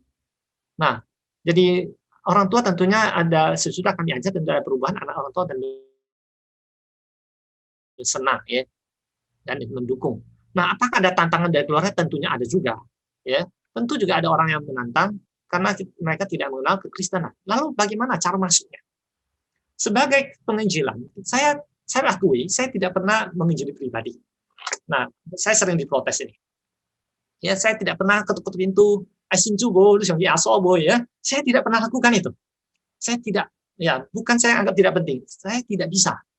Saya bukan salesman, atau maaf, bukan salesman ya. Saya bukan orang yang sangat ketuk-ketuk pintu, hobo, sudah percaya Yesus, dapat Yesus, dapat keselamatan sebagai teknik pelayanan penjelasan. Prinsip saya bukan di sana. Tapi prinsip saya pelayanan adalah mengubah dulu karakter, menunjukkan kita ini siap sedia membantu dalam mereka dan pendekatan. Yang paling penting saya tekankan adalah saya seorang Kristen. Ini yang paling penting. Lalu saya tunjukkan di dalam kehidupan saya bersama mereka bersama. Ketika ada masalah, silakan cari saya. Perlu bantuan apa? Pintu terbuka tempat saya. Nah, itu pendekatan saya ya dengan orang-orang tua. Sehingga yang melarang perlahan-lahan mereka juga akan melihat beda. Ya, karena kalau kita langsung masuk di dalam Kristus, sedangkan mereka tidak mengerti orang Kristen itu apa. Di dalam pemikiran orang Kristen itu agama yang ya kurang ajar. Dalam arti melarang orang untuk menghormati orang tua. Nanti sudah mati saya bagaimana? Apalagi di kawasan ini rata-rata kehidupan mistisnya tinggi sekali. Ya, yaitu mereka sangat seperti contoh Haryono di dalam WhatsApp-nya di sana ditulis ya, di sini sangat menekankan dewa maco ya atau dewa laut di sini katakan ya. Karena mereka dewa ini menguasai laut. Kelihatan ada patung mengharapkan itu. Kalau dibuang itu bahaya sekali. Mereka menghadapi laut setiap hari. Harapan mereka itu pegangan mereka. Kristus apa yang bisa dipegang? Tidak bisa. Kita tidak bisa langsung katakan, wah ini adalah berhala ini dan sebagainya. Tuhan kita paling besar dan menguasai laut. Ya ini secara kekristenan. Nah kalau dengan cara demikian maka tentunya pasti ada tantangan. Ya maka saya tidak akan masuk melalui sana. Ya, ada tantangan tentu ada. Ya. Oke, itu yang bisa saya jawab. Oke, luar biasa. Sekarang saya ingin ke Semu ini. Semu ada di sana kan? Nah, Semu melihat pelayanan di sana sebagai seorang Semu juga membantu Santau dalam pelayanan. Sebenarnya beratnya sampai level mana di Semu? Sangat berat dan benar. Gini loh, Semu jadi kepala sekolah, terus ikut melayani, kemudian juga jadi guru. Wah itu saya rasa jadi hamba Tuhan pribadi aja sudah sulit, apalagi merangkap semua begitu ya. Jadi Semu sendiri bagaimana menghadapi semua itu? Bagi saya itu sebagai cuma belajar aja. Di sinilah tempat belajar. Jadi apapun yang Santau mau saya bantu, saya bantu. Apa yang bisa saya lakukan. Itu aja. Wow. Luar biasa. Nah, di tengah-tengah kita juga ada penginjil Tommy Wijaya yang saya kenal sudah sering ke sana. Nah, saya ingin tanya nih kepada penginjil Tommy melihat pelayanan di sana. Yang saya pribadi juga udah ke sana dan cukup rumit dan ya betapa lelahnya Santau di sana dan Semu. Nah, Santau Tommy sendiri melihat pelayanan itu di sana yang berat sekali gitu, bagaimana Santau? Iya, thank you ya, Contoh Haryono ya. Ya sebenarnya Karimun termasuk tempat yang tempat misi yang paling banyak saya kunjungi ya. Kalau dikatakan tempat misi yang paling sering saya kunjungi. Waktu saya kuliah di Singapura juga saya ada membawa teman-teman mengunjungi di sana. Ya, kemudian beberapa kali dengan kayaknya ada 2 kali ya dengan ITUS ya. Kemudian dengan Contoh Abun juga ya. Lalu dengan komisi misi lagi ya. Dan saya memang melihat seperti yang Contoh Abun rasakan selama 8 tahun ini, ya memang tantangannya sangat besar ya. Tantangan yang paling besar adalah sama seperti pelayanan di daerah-daerah yang mungkin kekurangan SDM ya, lalu kemudian harus pauhai ya. Yang waktu saya ke sana, wah saya juga pusing ya. Wah saya sendiri, wah ini bukan hanya butuh iman yang besar ya, ini butuh iman yang nekat. Jadi waktu saya dengan Contoh Abun terdampar di sana 2 minggu ya. Kalau nggak salah ada dengan seorang penginjil lagi ya dari Malaysia ya, yang kawannya ya. Kita keliling ya, waktu Contoh Abun bilang seandainya saya bisa melayani di sini, kita bisa melayani ya, dalam hati saya ya mungkin saya lah.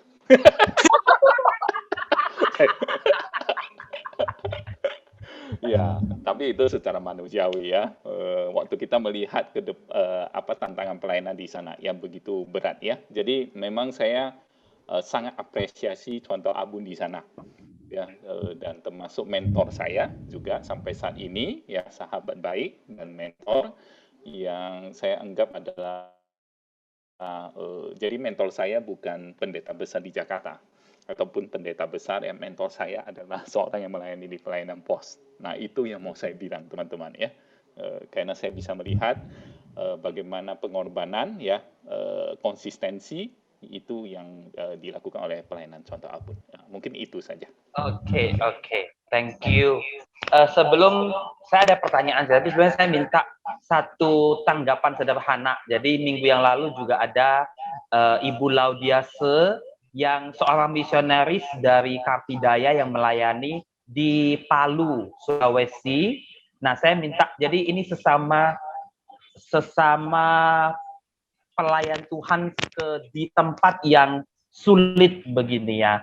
Nah, Ibu Laudia melihat tadi juga penginjil Abun sudah memperlihatkan tanah di sana juga hampir sama seperti tanah di tempat Ibu Laudia yang begitu luar biasa. Waduh, nggak bisa bilang. Nah, Ibu Laudia melihat pelayanan misi seperti ini bagaimana? Salam kenal, Pak. Nah, Ya, ya saya diberkati juga dengan sharing dari Bapak. Terima kasih. Kalau dari saya sih melihat bahwa kalau bicara detail per detail ini misi terlalu luas ya setelah kita pelajari, kita dalami. Tapi yang jelas setiap pekerja, setiap orang yang Tuhan panggil dan Tuhan pilih dimanapun, saya melihat bahwa dia adalah orang yang tepat untuk berada di daerah situ. Dan saya lihat bahwa ya mungkin tadi Bapak katakan bahwa Bapak punya kekurangan, nggak bisa ini. Tapi ya saya belajar dengan fakta yang terjadi dengan saya sendiri bahwa ya waktu Tuhan bukan waktu kita. Kadang saya berpikir untuk kok harusnya begini ya, kok masyarakat nggak bisa langsung terima. Ini kita bawa hal yang baik, kita nggak mau menjerumuskan mereka atau kita nggak ngajar sesat buat mereka, tapi ya itu faktanya yang ada di pikiran mereka juga. Jadi ya saya cuma berpikir bahwa ladang misi yang pasti milik Tuhan. Dan saya nggak tahu, maksudnya kita yang melakukan, kita nggak tahu waktu Tuhan itu yang tepat, ya mungkin buat kita 1 tahun saja, tapi Tuhan bilang nggak. Saya punya waktu lebih dari itu. Atau mungkin kita berharap 10 tahun, tapi Tuhan bilang kamu cukup 2 tahun. Kita nggak tahu. Jadi menarik sekali pelayanan di sana. Memang ya Bapak punya panggilan dengan lebih ke penggembalaannya. Saya lihat cenderungnya ke penggembalaannya, walaupun ada holistik lain. Tapi ya itulah, mungkin variasi. Kalau saya memang lebih banyak ke suku, tapi saya belajar juga dari hal-hal yang Bapak lakukan. Yang pasti Pak, saya nggak bisa apa ya, nggak bisa terlalu banyak memberikan ini, hanya setiap medan seperti apa ya istilahnya, lain ladang lain ilalang yang di situ, atau padinya juga beda. Jadi ya itulah, Tuhan pasti punya cara, Tuhan pasti punya waktu yang tepat dan pasti mampu menguatkan. Mungkin tugas kita yang pertama datang hanya menabur, ya mungkin orang berikut mereka menuai, tetapi benih yang ditabur itu yang menentukan sebenarnya. Kalau nggak ada benih ya nggak mungkin ada penuaian seperti itu. Saya cuma melihatnya ya seperti itu, karena semuanya milik Tuhan, semuanya punya Tuhan. Kita lakukan yang bisa kita buat, yang tidak bisa tidak usah, orang Jawa bilang nggak usah ngoyo untuk paksa harus buat, tapi oh itu mungkin bagian Tuhan, saya hanya sampai di sini saja. Ya, itu mungkin dari saya sih, karena memang beda ladang, beda medan, saya nggak bisa samaratakan dengan kondisi saya. Ya, makasih Pak. Oke, thank you ya. Jadi Ibu Laudia juga pelayanan misionaris di Palu ya, untuk menerjemahkan Alkitab Perjanjian Baru ke dalam bahasa suku di sana ya, yang sudah kita sharing minggu yang lalu. Nah, jadi sekarang saya ingin bertanya nih kepada Cantau Abun dan kepada Semu, kepada istri di sana. Ketika Mas ini ngomong soal konteks masyarakat di sana ya. Jadi kan tidak semua gini, gereja hadir, sekolah itu hadir, tantangan pasti ada. Nah, sampai sekarang masih ada nggak suara-suara yang tidak enak kedengaran di telinga kita? Salah satu contoh nih, kristenisasi lah, kemudian mau buat orang supaya tidak menyembah kepada mistisnya mereka, itu pasti akan kedengaran ketika kita bersentuhan dengan masyarakat di sana. Nah, sampai sekarang masih ada nggak suara-suara seperti itu muncul? Oke, karena masyarakat sudah teredukasi ya, karena media online dan media sudah cukup terbuka secara pemerintah, sehingga isu-isu demikian sudah sangat berkurang. Saya akui ya, sudah tidak ada lagi yang boleh dikatakan ya. Namun berubah dari tantangan yang berbeda ya, yaitu tantangan orang dalam malah terjadi ya, di dalam diri kita sendiri yang menjadi tantangan ya. Tantangan luar tidak ada, terjadi kembali ke tantangan dalam kadang-kadang justru ya, di mana kadang-kadang orang Kristen sendiri yang justru merasa kita kenapa melayani keluar terus, sedangkan orang dalam kita tidak peduli. Nah, inilah yang jadi tantangan saya akui, dan itulah tantangan yang paling berat dibandingkan tantangan luar. Kalau orang menyerang saya dengan bagi saya, it's okay, dia tidak mengerti. Tapi kalau orang dalam yang justru mengeluarkan suara-suara ini, justru ini yang kadang-kadang membuat ya kita untuk bersulit bertindak ya di dalam ladang misi. Semoga dapat. Oke, jadi sekarang tantangannya dari dalam ya, dari dalam. Yang dari luar sudah oke, sekarang dari dalam. Nah, kemudian jemaat di sana yang sudah banyak mendapatkan berkat dari firman Tuhan segala macam, kemudian sudah ada tadi cell group, ya, kemudian ada doa, ada ibadah, sekolah minggu, demikian. Jadi pasti kalau kita ngomong soal gereja, satu sisi Semu dan Cantau megang semuanya begitu. Sampai ke pos PI juga kadang-kadang harus ke sana begitu. Saya rasa kelelahan dan keletihan itu maha dahsyat begitu ya. Dan kalau di kota mungkin hari Senin hamba Tuhan libur. Kalau bagi di sana tidak ada libur begitu ya, bahkan sampai malam begitu ya. Kadang-kadang mau tampung air lagi. Jadi nggak ada libur-liburnya begitu. Dan saya merasa bahwa memang pemulihan itu dari Tuhan, sama sekali nggak ada, tapi dari Tuhan yang berikan. Karena kita juga nggak bisa, mau gimana juga, ini pelayanan Tuhan dan harus dikerjakan. Tapi dari Tuhanlah yang memberikan penghiburan dan pemulihan kesehatan secara fisik itu, begitu ya. Nah, jadi sekarang yang masuk ke dalam pelayanan mimbar hanya Chantau sendiri atau ada tamu datang atau bagaimana sekarang? Oke. Untuk karena saya sendiri juga jarang mau serahkan mimbar kepada orang lain. Tentunya. Karena saya berprinsip sebagai gembala sidang, saya bagaimanapun saya harus mengenyangkan domba saya sendiri, bukan orang lain. Ini prinsip saya dalam pelayanan. Ya. Kalau bisa pun ya, dalam sebulan itu sekali itu pun paling banyak. Yaitu mimbar ini baru saya serahkan. Itu memang saya sendiri. Sehingga kalau memberi izin pun ya kadang-kadang orang yang saya tahu bisa sejalan dengan saya, ataupun memang ada hamba Tuhan lain yang bisa saya panggil, ataupun sekarang sudah ada mahasiswa yang tadi oleh Tika yang balik, tapi sementara mimbar tetap saya akan pegang ya. Memang lelah, saya akui di dalam pelayanan itu capek, lelah karena tidak istirahat. Senin ya kita malam ada saya duduk lagi, ada persekutuan doa lagi, sekolah dari pagi jam 6 sampai jam sore jam 3 ya, kita harus masak sendiri ya, semua ya memang kelelahan. Namun tetap kembali, jika kita hanya melihat pelayanan itu adalah bercermin pada diri, tentunya tidak akan jalan.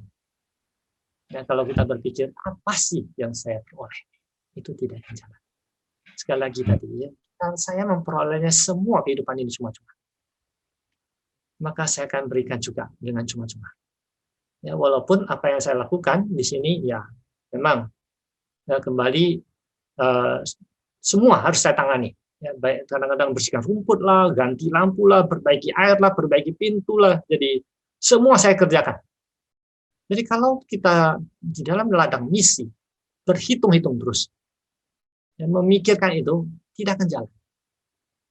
Nah, tapi saya sungguh bersyukur Tuhan memang sudah menyediakan semuanya, yaitu semua tadi yang tidak pernah mengeluh dan mempermasalahkan hal itu.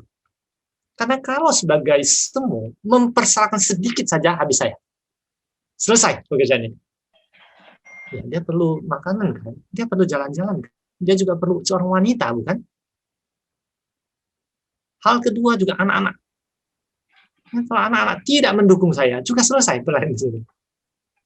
Nah, makanya tadi ya contoh di Tuan Laudianse yang mengatakan benar sekali ya, Tuhan sudah mempersiapkan. Saya setuju sekali. Tuhan sudah mempersiapkan keluarga saya sebelumnya untuk ke tempat ini, sehingga saya menikmati semuanya. Kami menikmati. Ya, walaupun tantangan banyak, bagi saya tantangan itulah nikmat. Nggak ada tantangan, nggak nikmat sebenarnya. Ya. Wow, jadi sekarang, ini sekarang kita melihat, jadi memang support system yang paling besar, paling penting adalah keluarga ya. Dan itu menjadi satu titik besar ketika kita mau masuk dalam ladang misi yang sulit. Jadi keluarga tempat kita bisa, ya pokoknya keluarga mendukung, kita jalan terus begitu. Dan saya mau katakan tidak semua orang punya panggil. Saya boleh katakan bahwa bermisi ini panggilan khusus karena nggak semua orang bisa dan mampu dan diberikan karunia untuk bermisi begitu. Nah, setuju. Kalau hanya untuk masuk sekolah teologi, berkhotbah, menjadi gembala, itu mungkin banyak ya. Tapi kalau terjun ke dalam misi seperti Tanjung Balai Karimun, Pulau Buru, Teluk Sitimbul, ke kepulauan di Sulawesi, itu bebannya itu kan harus, tenaganya harus double-double begitu. Itu horsepower-nya harus 2-3 kali lipat dibandingkan seperti biasa. Memang kita nggak memungkiri bahwa pelayanan di gereja juga ada tantangannya, ada permasalahannya. Tapi misi, apalagi misi yang punya gereja kan udah double deh tantangannya jadinya. Benar sekali. Sebenarnya pribadi saya sangat salut kepada pribadi-pribadi setiap hamba-hamba Tuhan yang terjun dalam ladang misi, yang saya katakan nggak semua orang bisa begitu ya, nggak semua orang mau dan mampu. Tapi seperti yang dikatakan semenjak dari firman Tuhan bahwa tidak ada yang kebetulan, tidak ada satupun yang kebetulan dalam hidup ini. Dan saya katakan contoh Abun di Tanjung Balai Karimun sudah 8 tahun ya. Tadi bertanya 1 tahun ya kan? Sudah 8 tahun ya, saya katakan juga tidak kebetulan bahwa Dan saya bersyukur ya, saya juga jujur saya terkejut gitu ya. Saya terkejut begini, saya sangat terkejut melihat jadi saya sering kontak dengan seminari di Bandung, saya terkejut bahwa ada online dari mahasiswa di sana. Saya terkejut. Hah? Tanjung Balai Karimun, puji Tuhan, benar-benar puji Tuhan. Dari pelayanan yang di pelabuhan di daerah pesisir menghasilkan 3 orang hamba Tuhan yang benar-benar mau. Jadi saya katakan begini loh, kalau dia lahir dari buah pelayanan di misi, jadi ketika dia akan terjun ke dalam misi, itu bukan jadi hal yang sulit. Dibandingkan kalau kita lahir dari pelayanan di kota, kemudian kita diutus ke dalam misi, mungkin ada pemikiran yang, wah nanti gimana ya, nanti bagaimana ya. Nah jadi saya benar-benar saya lihat salut sekali ya, salut sekali bahwa memang dari pelayanan penginjil Abun Rahim ada 3 mahasiswa yang sedang proses dan sudah mau selesai dan akan segera akan menolong dalam pelayanan penginjil Abun Rahim di sana. Saya rasa itu hal yang buah yang luar biasa. Nah, saya minta kesediaan bagi Coach Seong, salah satu senior gereja kita, untuk boleh memberikan tanggapan terhadap perbincangan kita pada pelayanan. Ya, selamat semuanya. Shalom. Ya, saya pikir apa ya? Saya kalau melihat misionaris itu terus terang agak tangan gitu ya. Salut gitu. Pertama-tama mereka keluar dari zona nyaman mereka. Ya, itu udah pasti mereka keluar dari zona nyaman. Kemudian bukan hanya diri mereka, tapi anggota keluarga yang ikut serta, pasangan, suami atau istri, dan juga anak. Ya. Kalau tadi semua sebagai seorang wanita, mungkin juga pedicure ya, harus dipertimbangkan juga ya, dan lebih berat lagi ketika pelayanan misi ke daerah, harus mempertimbangkan bagaimana sih sekolah anak-anak, bagaimana masa depan anak. Itu banyak pertimbangan. Sebenarnya kalau dilihat dari manusiawinya, benar-benar keluar dari zona nyaman. Ya, satu sisi dari segi spiritual kerohanian, para misionaris bilang adalah orang-orang yang menjadi teladan. Bagaimana iman itu, bagaimana hidup itu hanya bergantung kepada pertolongan Tuhan. Mereka ini benar-benar sebuah teladan yang menurut saya ya, gantung hidup mereka hanya berharap kepada pertolongan Tuhan.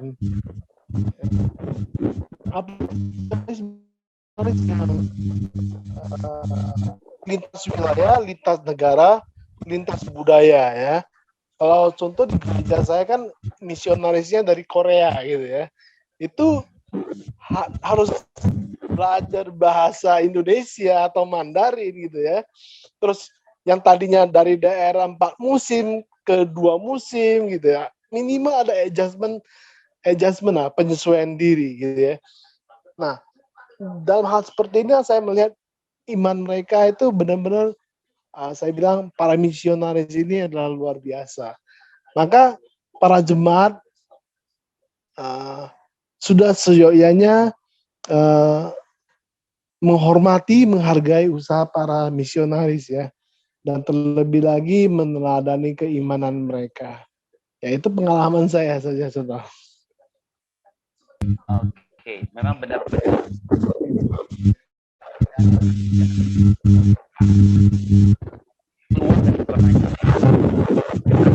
Bilang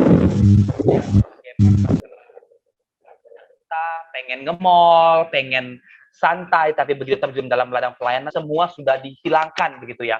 Benar-benar fokus, benar-benar pure untuk pelayanan Tuhan.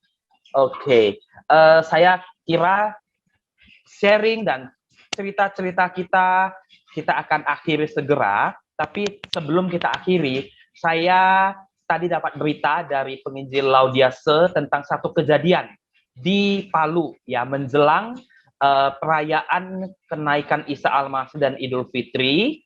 Jadi ada satu kejadian di Palu dan saya minta penginjil Laudia untuk boleh sharing kejadian apa yang terjadi dan apa yang menyebabkan kejadian besar ini boleh terjadi di sana.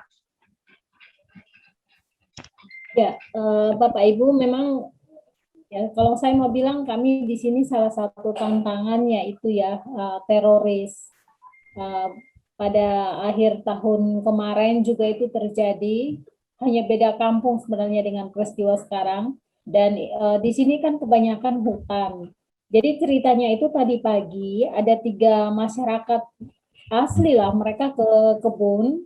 Sementara di kebun itu mereka di pondok rumah pondok di kebun itu lagi duduk, itu sekitar jam 8 pagi, terus tiba-tiba katanya ada 5 orang yang mencurigakan yang mereka nggak kenal, tiba-tiba datang ke arah mereka. Nah itu sejauh ini diperkirakan mereka Mujahidin Indonesia Timur yang memang sedang dicari-cari itu. Jadi mereka lari datang ke 3, maksudnya arahnya menuju ke 3 orang ini, tapi sudah dengan gaya yang mereka sudah takut. Lalu salah satunya itu dia refleks langsung lari ke arah kampung melaporkan kalau ada orang tak dikenal. Nah 2 orang ini, satunya itu lansia sekitar 60-an dengan masih paruh bayal mungkin 40-an lah ke 50 juga di situ. Kemudian yang lari ke kampung ini mungkin hampir sejam lah baru dengan warga kampung datang. Nah datang ya mereka sudah temukan 2 orang yang tertinggal itu, satu kepala putus, yang satu juga udah berlumuran darah di tanah, dengan sepeda motor mereka dibakar. Jadi memang ini ya tolong doakan karena jujur kami ya sebenarnya takutnya sampai sudah ya mau gimana lagi, sudah pasrah karena memang ini seperti kejadian berulang dan itu berbatasan langsung dengan tempat pelayanan kami. Nah, sedangkan hari Sabtu ini suami harus berangkat ke sana karena yang saya sempat sharing kemarin ada pembacaan ulang untuk tahap akhir. Jadi tolong doakan biasa seperti ini jadi berlanjut dan ya jujur saya takut sekali ya. Saya maksudnya sebenarnya ini sudah istilahnya sudah makanan hari-hari karena seperti pembiaran kesannya, tapi masyarakat kami coba kontak, ada tim dan beberapa teman, mereka suasananya banyak mencekam sekali karena di sana kan di desa nggak ada listrik, lalu hutan berlapis, jadi itu ketakutan-ketakutan yang kadang ya bisa mengalahkan iman juga. Jadi tolong doakan supaya ya saya tidak tahu mau ngomong apa karena ini hanya berselang beberapa bulan terjadi lagi. Jadi seperti itu. Jadi sebenarnya kalau mereka kehabisan makanan, kalau kejadian yang tahun lalu, itu mereka membunuh orang yang sebenarnya membantu mereka memberikan beras juga, si teroris ini. Jadi mereka kalau kehabisan, mereka datang, masyarakat baik dengan mereka. Tapi yang nggak tahu sekarang mereka, dulunya kan mereka menyasar aparat, tapi sekarang masuknya malah ke masyarakat. Jadi ya tolong doakanlah kami juga. Nggak tahu khususnya untuk mungkin hamba-hamba Tuhan khususnya paling takut karena kebanyakan masuk ke daerah pedalaman. Jadi ya tolong perjalanan memang di sini semuanya melewati hutan. Nah, ya ada ketakutan secara manusia sih. Gitu. Kalau kondisi siaga Kota Palu, kami dapat info Palu siaga hari ini. Dan itu kejadiannya tadi ya, hari ini ya. Tadi pagi jam 8. Jam 8, jadi 2 orang, satu terpenggal kepalanya, satu lagi sudah berlumuran darah. Begitu. Terus ditemukan ada maksudnya 2 orang yang terekspos di foto ya, tapi sebenarnya 4 orang. 4 orang yang sebenarnya ya? Iya, 2 ini lari tapi dikejar, dipotong juga lah. Tapi yang terekspos maksudnya di sempat foto warga ada 2 orang itu, yang satunya dipenggal. Tapi harus sebenarnya 4. Dan itu adalah teroris dari Indonesia Timur. MIT ya kalau nggak salah singkatannya. Oh iya. Ya, Mujahidin Indonesia Timur itu contoh. Ya betul. Yang Ari Kalora, yang pemimpinnya itu sedang dicari-cari. Oke. Oke ya, kita akan doakan ya untuk Ibu Laudia dalam pelayanan misi di Palu, juga nggak gampang ya, jujur. Tadi saya juga sempat terkejut melihat, wah, kok ini ada foto kepala begitu ya, ada orang berlumban darah. Ternyata tadi pagi memang ada kejadian teroris yang telah membunuh di sana ya. Jadi bukan masalah soal sulitnya pelayanan lagi, tapi nyawa juga menjadi taruhan ketika kita masuk ke daerah-daerah konflik seperti itu. Wow, ini penyertaan Tuhan benar-benar harus kita benar-benar, wah, saya nggak bisa bayangkan bagaimana kondisi Ibu Laudia di Palu. Tempat takut itu seperti nggak terekspos media, padahal itu bahaya sekali. Karena semua nggak tahu, teman-teman pendoa yang saya coba bagikan untuk doakan, semua nggak tahu, nggak ada. Sangat ditutupi, jadi sehingga nggak terekspos oleh media. Supaya ya Indonesia dianggap ya tenang, aman, ternyata ada orang yang kejadian begitu di sana. Wow, luar biasa. Kita akan doakan bersama. Oke, kita akan akhiri, sudah 20:51. Terakhir saya mengucapkan terima kasih kepada penginjil Abun Rahim, istri dan seluruh keluarga yang sudah meluangkan waktu bisa sharing, berbagi dengan kami bagaimana sulitnya, bagaimana pergumulan pelayanan di Tanjung Balai Karimun, Pulau Buru, dan Teluk Sitimbul. Dan kita berdoa kiranya Tuhan memberikan kekuatan, Tuhan yang akan menolong segala tantangan, dan semuanya adalah waktu Tuhan. Ya, saya minta kesediaan dengan hormat penginjil Tommy Wijaya untuk boleh membawa ke dalam doa penutup, juga membawakan doa untuk Ibu Laudia yang di dalam pelayanan di Palu, Sulawesi, yang tadi pagi ada aksi teroris dan telah memakan korban jiwa. Begitu ya. Kami minta kesediaan untuk penginjil Tommy Wijaya. Kami persilahkan.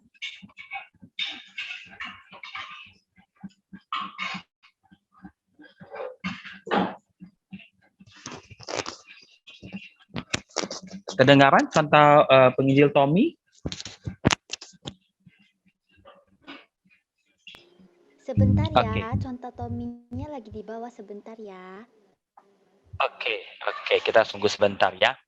Oke, nah, menunggu contoh Tommy, kita juga pribadi demi pribadi kita berdoa ya di rumah, dalam doa-doa kita bahwa ada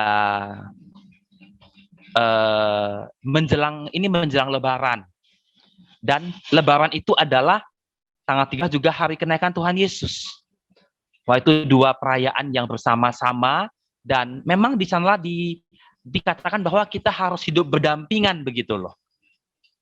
Tapi di masa-masa itu juga ada masalah-masalah seperti ini, dan saya rasa cukup berat ya. Apalagi saya katakan Ibu Laudia juga seorang ibu, seorang perempuan, seorang misionaris yang, wah, saya katakan nggak segampang itu ya. Nggak segampang itu ketika melihat kondisi keamanan yang sangat-sangat takut begitu ya. Dan juga jangan lupa kita juga akan berdoa untuk kesehatan ya. Kita juga melihat COVID ya sampai sekarang. Kalau nggak salah ke Pulau Riau ya, Pekanbaru Riau juga sudah mencekam.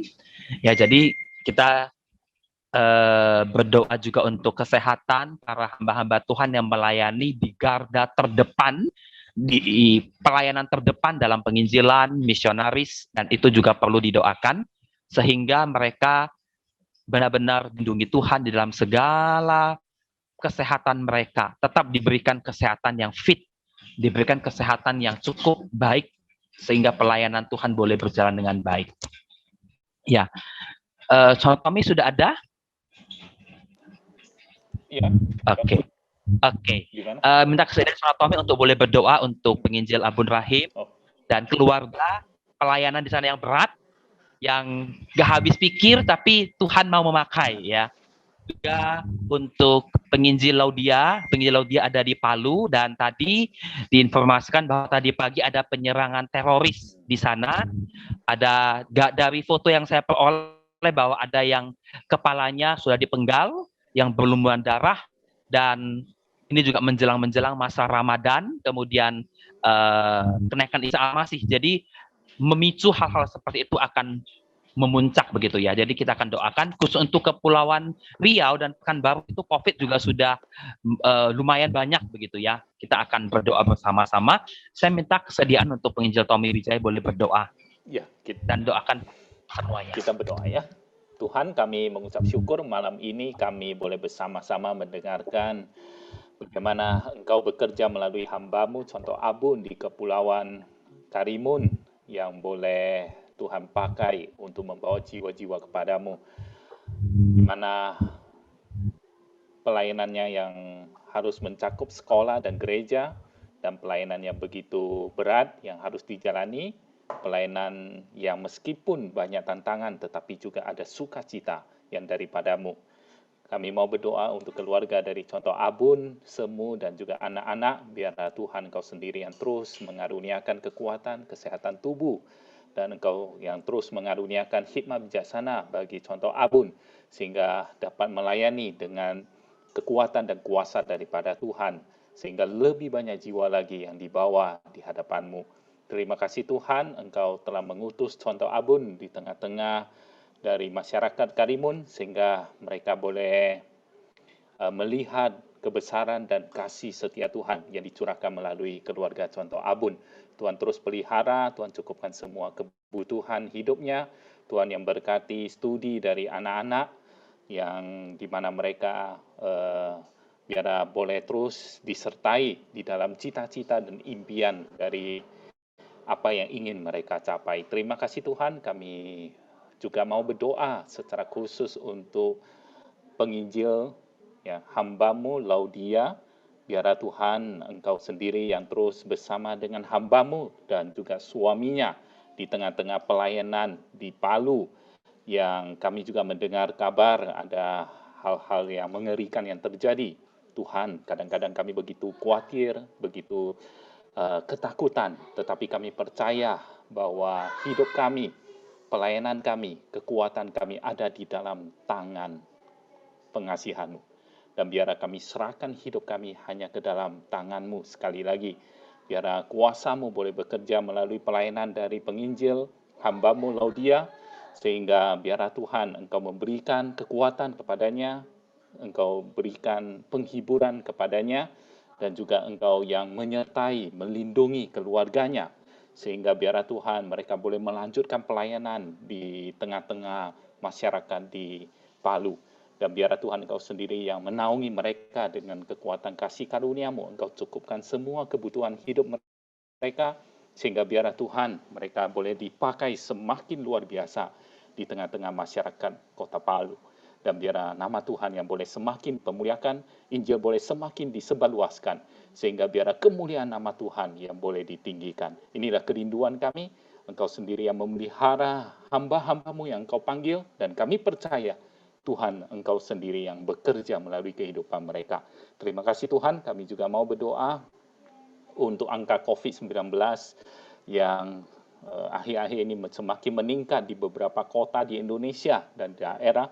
Tuhan, kami kadang begitu khawatir, kadang kami juga tidak tahu apa yang harus kami kerjakan, tetapi kami percaya bahwa apapun yang terjadi, ada Tuhan yang memegang kendali, ada Tuhan yang memelihara kami, ada Tuhan yang selalu akan memberikan yang terbaik bagi kehidupan kami. Dan biarlah Tuhan Engkau jagai kami secara khusus, kami setiap jemaat-Mu, setiap anak-anak-Mu yang percaya kepadamu. Engkau pelihara kami, Engkau jauhkan kami dari hal-hal yang tidak baik, sehingga biarlah Tuhan kami boleh tetap dengan setia, tetap dengan kuasa Tuhan, boleh menjalani kehidupan kami, melakukan apa yang harus kami lakukan, meskipun di tengah-tengah pandemi ini. Terima kasih Tuhan, kami mau serahkan hidup kami sekali lagi ke dalam tangan Tuhan. Engkau yang terus juga menyertai pemerintah kami untuk boleh melakukan upaya menekan angka COVID-19 ini. Kami serahkan untuk masyarakat global dunia juga ke dalam tangan Tuhan. Negara India kami juga mau serahkan ke dalam tangan Tuhan, di mana mereka menghadapi gelombang tsunami dari COVID. Biarlah Tuhan Engkau sendiri yang berbelas kasihan. Kami hanya berserah kepada belas kasihan dan kasih setia Tuhan. Terima kasih Tuhan, sekali lagi untuk Zoom malam ini, kami mendapat begitu banyak hal-hal yang menguatkan hidup kami. Kami boleh melihat pekerjaan Tuhan yang begitu nyata. melalui hamba-hamba-Mu. Terima kasih Tuhan, dalam nama Tuhan Yesus kami berdoa. Amin. Oke, thank you semua yang sudah hadir. Terima kasih, Tuhan berkati pelayanan kita semua. Thank you. Contoh-contoh Bapak Ibu yang sudah hadir, berkenan hadir. Tuhan berkati dan shalom, selamat beristirahat.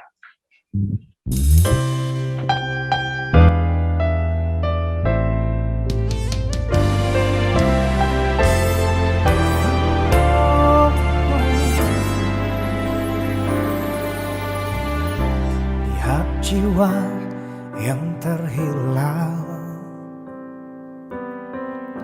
mereka ada di sekitar kita.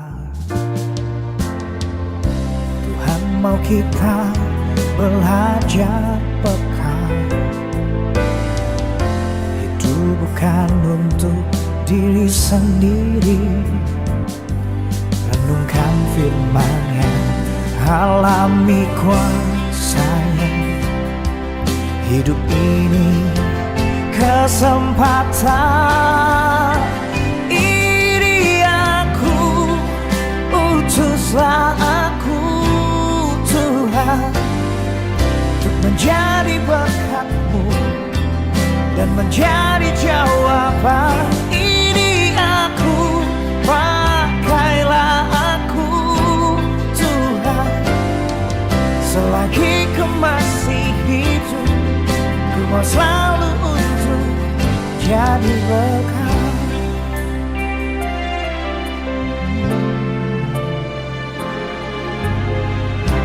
Lihat jiwa yang terhilang, mereka ada di sekitar kita.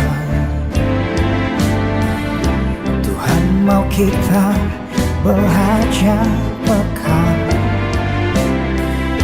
Hidup bukan untuk diri sendiri. Renungkan firman-Nya, alami kuasa-Nya.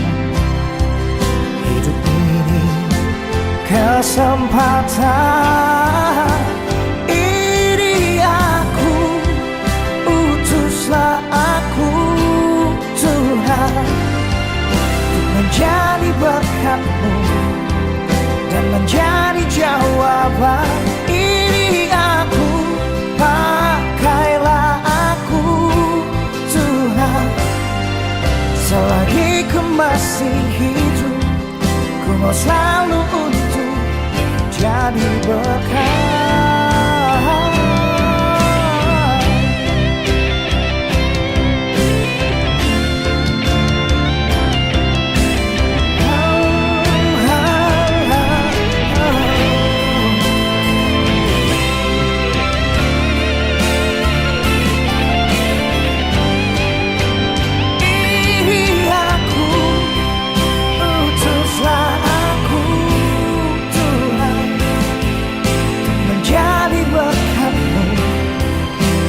Jadi jawaban. Ini aku, pakailah aku Tuhan. Selagi ku masih hidup, ku mau selalu untuk jadi berkat. Selagi ku masih hidup, selagi ku masih hidup, selagi ku masih hidup, ku mau selalu untuk jadi berkat.